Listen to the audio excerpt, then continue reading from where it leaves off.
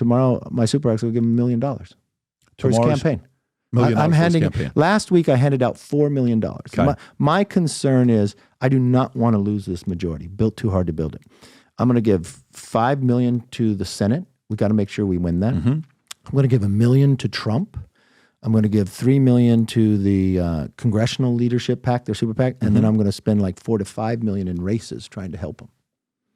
Got it. So you guys, when you guys are talking strategy post him becoming president, or you're talking strategy just next 40 days?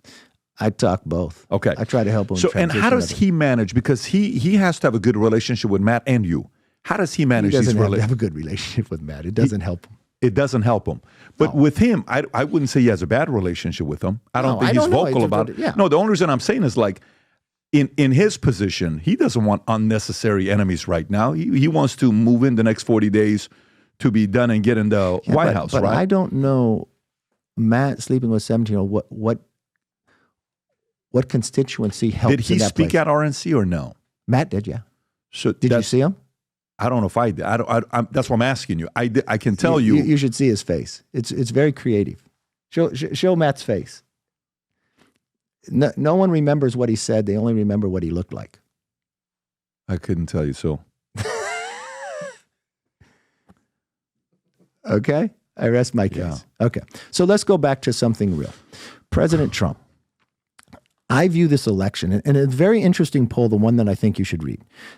If you look at the last presidential election, Biden gets 82 million votes. But we don't elect by a popular vote. We elect by electoral college. Sure. Yes. He only won by 48,918 votes. If you go back 4 years, Biden was winning Wisconsin right now by 6.2%, but he only ended up winning Wisconsin by 20,000 votes. If you look at Harris's percentage to where Biden or Hillary, she's behind it all. It only comes down to 3 states, North Carolina, Georgia, and Pennsylvania, okay? He doesn't have to have Arizona, Trump, or Nevada. If he wins Pennsylvania and Georgia and North Carolina, if he just carries what he had before and wins wins Pennsylvania and Georgia, he's won. That's 270. And what I see, if you look at the Gallup poll, very interesting facts came out last week. For the first time ever, more individuals identify as a Republican than a Democrat. If you study that poll for years, you'll see the differential when people identify like that. You can pick who won the presidency. When it was a broad spectrum, like 5, Democrats picked up the presidency at that time. There was another question in there that said, who is best to handle the problems of the future? Republicans won that. This could be a very good climate. It's going to be a close race. I don't believe there's any undecided voters. It's just you got to get out the low propensity voters. You don't think there's any undecided voters? No. The decision is, are you going to vote or not? You know where you are. And okay, Kamala Harris has a money advantage, but it won't play as big as part as other years because you don't have as many states in play. Yeah. If she loses, I think it'll come down to a couple different things. If you look at the New York Times poll that was done a couple of weeks ago, they want change, and 28% of the people, 60-some percent wanted change. 28% said they didn't know enough about her. They still don't, right? She won't go talk to the press. She's making a mistake. Had she picked Shapiro, the governor of Pennsylvania, I think the race would have been much different. Why didn't she, though? He was just signing bombs the other day with Zelensky, right? He was just, he was doing a... Why didn't she pick him? It shows real weakness on her part. She raised him as a trial balloon in the attack. Right. I think part was what's happening in Israel. Right. She was getting pushed back. She was afraid there. But she went and picked the governor of Minnesota. When Ronald Reagan won 49 states, there's one state he did not win, Minnesota. She doesn't have to worry about that. It showed weakness. What you really want to look at when you select a VP, his wife is a great speaker from stage. I served with Waltz. He's a likable guy and others. Yeah. But you know what? It's just like what Al Davis would tell you. Just win, baby.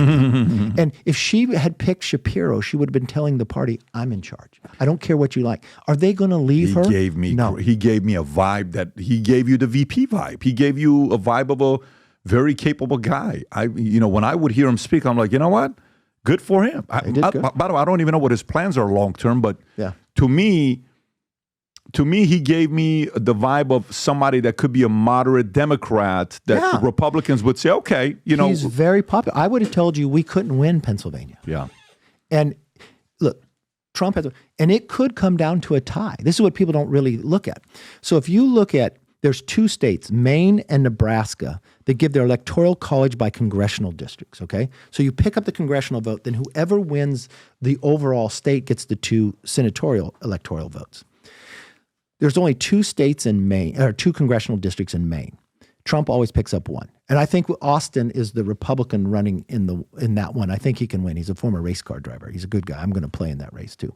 But if Trump picked up those 2, the overall votes, and he picked up those 2, and she won Omaha, where she's ahead right now, you could end up 269. So you know what happens then? Congress picks president, and the Senate picks the VP. But it's not just a vote one-on-one in Congress. It's by state. So Idaho is equal to California. Now, Republicans control more of the delegations. I'll tell you a funny story. So in the last presidential race, President Trump calls me one day and he goes, Kevin,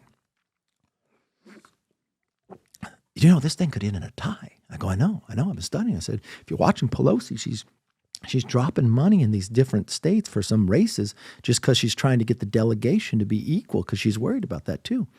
He goes, well, how does it work? I go, well, in Congress, you pick by delegation, you know, and he goes at the end, so what does this mean? You know, I told him, you're going to have to kiss my ass for the rest of the year. You didn't say that. Yeah, I did. Look, the one thing, I have a very good relation with President Trump. And the thing I do is I never criticize him on TV, but the hardest point of being president, people come up and kiss your butt, right? You need people who will tell you exactly what they think. You make whatever decision you want. You could be upset with it, but I tell them exactly what I think. This is the USA gear, limited edition for the rest of the year. If you love America, sport this USA gear. On the side, it says Future Looks Bright.